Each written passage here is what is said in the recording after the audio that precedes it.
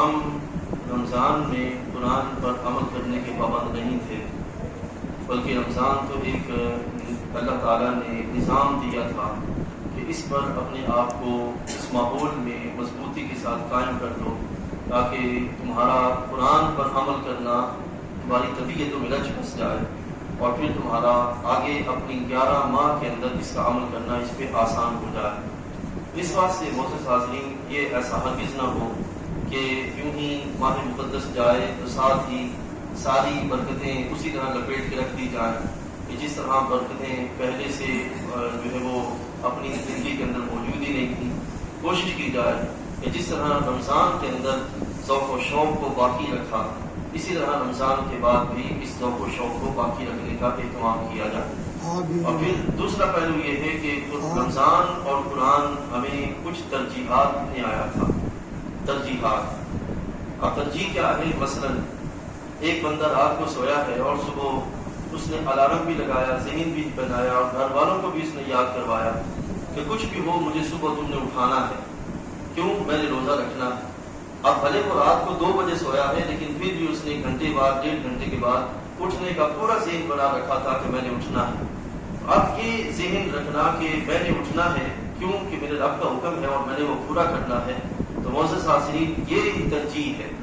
اسی طریقے سے بندہ سارا دن اپنے کام کاج پہ ہوتا ہے اور وہ ہر طرح کی برائیوں سے اپنے آپ کو بچاتا ہے، کیوں کہ جب اس کے سامنے کوئی برائی کرتا ہے یا کوئی برائی پہ اکساتا ہے تو فوراً وہ یہ کہتا ہوا نظر آتا ہے کہ بھائی نہیں، میرا روزہ ہے اور میں نے یہ فلاں برائی نہیں کرنی۔ تو یہ کہ اللہ کے حکم کو سامنے رکھنا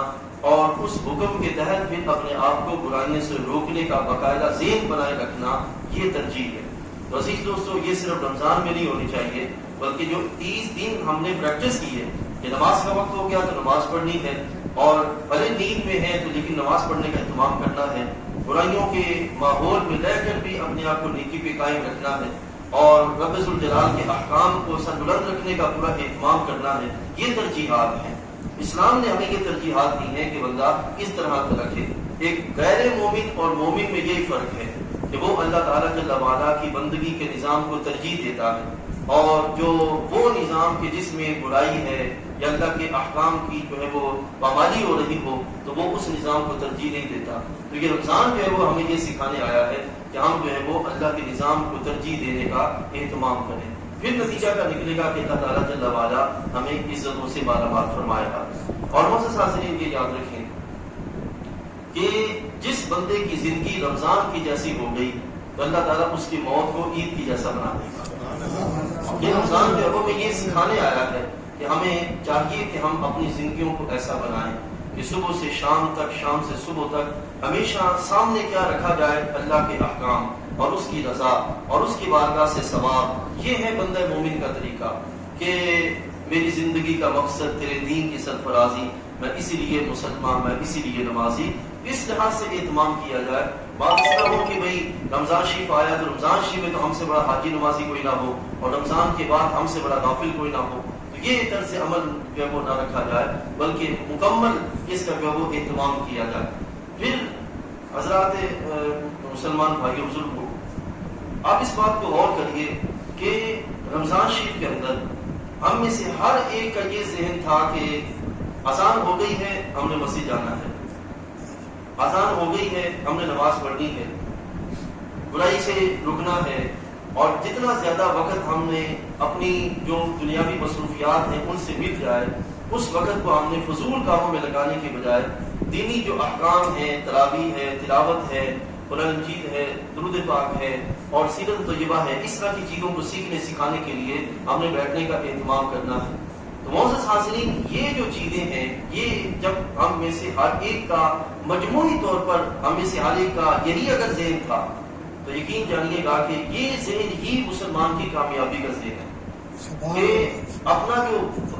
فارغ وقت ہے اس فارغ وقت کو یا تو اپنے آرام پہ رکھا جائے، اور آرام اگر ہو چکا تو اس کے بعد پھر اللہ کی بندگی میں، اس کی عبادت میں، اس کی ذوق میں رکھا جائے، تو پھر یہ نتیجہ کا نکلے گا کہ ہم برائیوں سے بچے رہیں گے اور شیطان ہم پہ غالب نہیں آئے گا۔ جو فری وقت ہم جو ہے وہ فضولیات میں ڈالتے ہیں اپنے آپ کو، اسی فری وقت کے سبب جو ہے وہ ہمارا سلسلہ شیطان کی آمادگاہ بن جاتا ہے اور ہم جو ہے وہ اللہ کی بندگی سے دور ہونا شروع ہو جاتے ہیں۔ تیسرا جو بڑا اہم پہلو ہے جس کو میں نے عرض کرنا پھر ہم بات کو ختم کرتے ہیں، وہ ہے احتساب کا۔ خاص طور پر جو ہمارے یہ نوجوان بھائی ہیں، بچے ہیں، ان کے لحاظ سے یہ بڑا اہم ہے کہ قرآن مجید نے اس چیز کو بڑا زور دیا، حدیث طیبہ میں بھی اس چیز پر بہت زور دیا گیا۔ وہ کیا ہے کہ احتساب، سیلف اکاؤنٹیبلٹی، خود احتسابی، ہمیشہ اپنا احتساب کرتے رہنا، ہمیشہ اپنے پر پہرا دیتے رہنا کہ میری طبیعت میں کوئی ایسی کیفیت نہ پیدا ہو جائے کہ جس کے سبب میں برائی کی طرف چلا جاؤں۔ ٹھیک ہے نا، طبیعت میں نیکی کو قائم رکھنا اور برائی سے بچنے کا ماحول اور ذہن اپنا بنائے رکھنا، یہ جو چیز ہے عزیز دوستو، رمضان شریف ہمیں یہ چیز دینے آیا تھا۔ صبح بھی یعنی کہ سارا دن روزے میں بھی یہی کیفیت اور رات تراویح کے لحاظ سے بھی یہی کیفیت، سارا دن جو ہے وہ صبح سے شام اور شام سے صبح ہمارا احتساب میں۔ تو جو بندہ خود سے اپنا احتساب کرنا سیکھ جاتا ہے عزیز دوستو، وہی بندہ اللہ کی بارگاہ میں کامیاب ہو جاتا ہے۔ ہمارے آقا صلی اللہ علیہ وسلم کے فرامین کا مفہوم یہ ہے کہ جو بندہ ایک گھڑی کے لیے اپنا جائزہ لیتا ہے، اپنا غور و فکر کرتا ہے اپنی ذات پر، تو وہ 60 سال کی عبادت سے افضل ہوتا ہے۔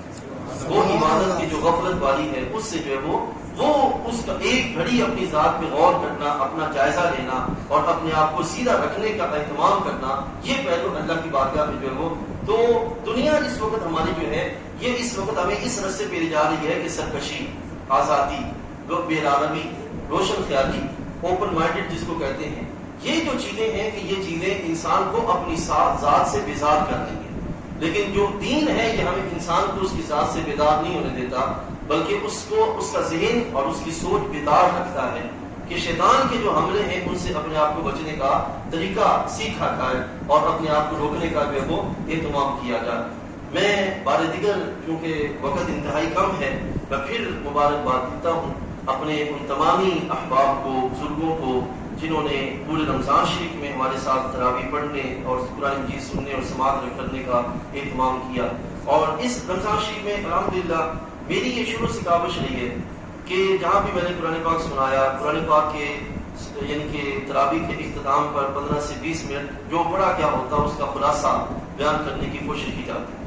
اصل اس وقت یہ ہے عزیز دوستو، ایک بندہ صبح سے شام تک قرآن مجید کی تلاوت کرتا ہے اور شام سے صبح تک جو ہے وہ تسبیح پڑھتا ہے، لیکن اس کو کچھ پتہ نہیں کہ زمانے میں میں نے کیسے چلنا ہے اور کچھ پتہ نہیں کہ قرآن کیا فرماتا ہے۔ عزیز دوستو، وہ اس اپنی سوچ میں ناقص ہے اور بہت ہی ناقص ہے، کیونکہ قرآن صرف ثواب دینے کے لیے نہیں آیا، قرآن ہمیں زندگی سکھانے آیا ہے اور قرآن ہمیں زمانے میں رستہ چلانے کے لیے آیا ہے۔ اگر ہمارے پاس قرآن کے لحاظ سے سوچ نہیں ہے، قرآن کے لحاظ سے طریقہ نہیں ہے، قرآن کے لحاظ سے طرز زندگی نہیں ہے، تو آپ خود سوچیں ایک لمحے کے لیے، ایک بندہ صبح کاروبار کے لیے جاتا ہے یا صبح گھر سے اپنے معاش کے لیے نکلتا ہے اور اس کے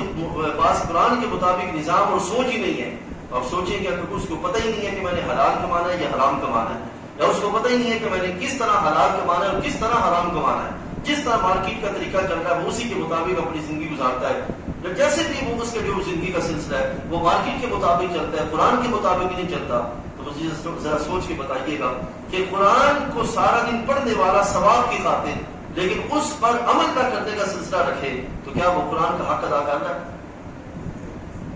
قرآن کا حق ادا کرنے سے اس کا فائدہ کیا ہوگا عزیز دوستو؟ جو قرآن کا حق ادا کرے گا قرآن اس کو ضرور سے عزتوں سے نوازے گا۔ قرآن کا حق ادا کرنا، قرآن کا حق ایک یہ ہے کہ بندہ اس کی تلاوت کرے، اس کو سنے، اور ایک یہ ہے کہ اس کو سمجھے اور پھر اس پہ عمل کرے، یہ قرآن کے حق ہے۔ اور آپ خود سوچیں کہ نبی کے لیے قرآن کریم کے علاوہ دنیا میں جتنے بھی نظام ہیں، آپ سارے نظام غور کر کے دیکھتے ہیں تو آپ کو پتہ چلے گا کہ سارے نظام 70 سال ہو گئے پاکستان میں کسی نہ کسی طریقے سے لائے گئے، اور جو بزرگ ہیں وہ اس بات کو سمجھتے ہیں کہ 70 سالوں میں بھی پاکستان اس وقت تک بھی اس پوزیشن تک نہیں پہنچا کہ جس پوزیشن پر جا کر ہم کہہ سکیں کہ ہمارے پاؤں بھی مضبوط ہیں، ہمارے ہاتھ بھی مضبوط ہیں، ہم نہیں کہہ سکتے۔ لیکن قرآن کا نظام ایک ایسا واضح، کامل اور جامع نظام ہے کہ جس وقت بھی اس کو لاگو کیا گیا اللہ نے اہل اسلام کو عزت عطا فرمائی. سبحان اللہ. ایک حقیقت ہے. افسوس یہ ہے کہ ہم آج کے مسلمان اس کے باوجود کے مسلمان ہیں، اس کے باوجود کہ قرآن ہمارے گھروں میں ہے، اس کے باوجود کہ قرآن ہم پڑھتے ہیں، لیکن افسوس کے ساتھ کہ قرآن کو سننا، قرآن کو سمجھنا اور اس کے نظام کو باقاعدہ لاگو کرنا اپنی عملی زندگی کے اندر، یہ ہماری سوچ ہی نہیں ہے. جس کا نتیجہ کیا نکلتا ہے کہ قرآن تو ہے لیکن اس کا نظام نہ ہونے کی وجہ سے ہم جو ہے وہ کوتاہی کا شکار ہیں، اور ہم جو ہے وہ عزتوں کی بجائے جو ہے وہ ذلتوں کا شکار ہیں. اب جو نوجوان اس وقت بڑی بڑی کمپنیوں میں جاب کے لیے جاتے ہیں وہ دیکھتے ہیں کہ وہاں کا قانون بڑا سخت ہے، اور اس قانون کی وجہ سے بڑے اچھے طریقے سے لوگ اس کی پالیسی پہ عمل کرتے ہیں، اور وہ کمپنی بڑی تیزی سے اپنی جو ہے وہ فائدے کی جو مراحل ہے وہ طے کرتی ہے اور مارکیٹ میں چھا جاتی ہے. اب مجھے ذرا سوچ کے بتائیے عزیز دوستو کہ کوئی بھی کمپنی اس کا ایک ہیڈ ہوتا ہے، اس کی ایک پالیسی ہوتی ہے. ہیڈ اور پالیسی دونوں صحیح طریقے سے چلیں تو نظام صحیح رہتا ہے اور کمپنی بھی لوگوں کو فائدہ دیتی ہے. اسلام ایک کمپنی ہے اور اس کے ہیڈ ہر دور میں ذمہ دار رہے ہیں، اور اس کی پالیسی وہ نظام ہے جو رسول اللہ نے عطا فرمایا. سبحان اللہ. اب سوچئے اگر ہم اس پہ صحیح طریقے سے عمل نہ کریں تو پھر ہم یہ شکوہ کریں کہ قرآن کچھ نہیں دیتا. اسلام جو ہے وہ اس وقت ایسا ہو گیا کہ مسلمانوں کی حالت ایسی ہو گئی ہے. عزیز دوستو ضرورت صرف اس عمل کی ہے کہ ہم قرآن کو صرف پڑھنے کے حق نہ رکھیں بلکہ اس کو سننے کا، اس کو سمجھنے کا اور اس کو اپنی عملی زندگی کے اندر لاگو کرنے کا اہتمام کریں. میرے بھائیو خود سوچ کے بتائیے گا، بیرونی دنیا کے سارے نظام دنیا اس وقت ہمارے سامنے پیش کر رہی ہے لیکن وہ سارے کے سارے کھوکھلے ہیں، اس کے اندر کچھ بھی نہیں ہے. اور اسلام نے جو ہمیں نظام دیا ہے وہ ہر دور میں فائدہ بخش رہا ہے. کبھی بھی اس نے لوگوں کو رسوا نہیں کیا اور اس لوگوں کو پریشان نہیں ہونے دیا. لیکن اس کے باوجود کہ ہم جو ہے وہ سب کچھ ہمارے پاس موجود ہے، بے یقینی کی ایسی کیفیت ہے اور ہماری حالت ایسے صحرا میں کھڑے ہوئے فرد کی مانند ہے کہ جس کے سامنے ایک باغ ہو اور اس میں سب کچھ موجود ہو لیکن وہ صحرا کی تپتی ایک ریت کا عادی ہو گیا ہو اور وہ ان گرم ہواؤں سے نکلنے کے لیے تیار نہ ہو. اس واسطے معزز مسلمان بھائیوں اس وقت ہماری کوشش یہ ہے اور ہمارا ذہن یہ ہونا چاہیے کہ جس طرح پورے رمضان میں ہر ایک ہی مقصد کے تحت آگے بڑھتا رہا، اللہ کی رضا حاصل کرنی ہے، اور ہر ایک نے اپنے نظام کو درستگی کا اہتمام کیا، تو رمضان کے بعد بھی اسی تسلسل کو باقی رکھ کے اس قرآن کو اپنا امام بنا کے آگے چلنے کا اہتمام کیا جائے. اب یقین جانیے قرآن ایک ایسا مبارک رستہ ہے کہ جو رسی کی مانند ہے، جس کا ایک سرا زمین کی طرف ہے اور دوسرا سرا رب ذوالجلال کی بارگاہ. ایسا انداز ہے قرآن کا، ایک سرا زمین کی پر اور دوسرا حصہ رب ذوالجلال کی بارگاہ میں کہ جو تھامے گا وہ سیدھا رب تعالیٰ کی عرش کی رحمتوں کے زیر سایہ آ جائے گا. لیکن کس کو وہ حصے ملیں گے عزتوں کے اور عظمتوں کے؟ جو اس کو تھامنے کا اہتمام کرے گا. رب ذوالجلال کا دعوانا ہم سب کا آنا بیٹھنا اپنی بارگاہ میں قبول فرمائے.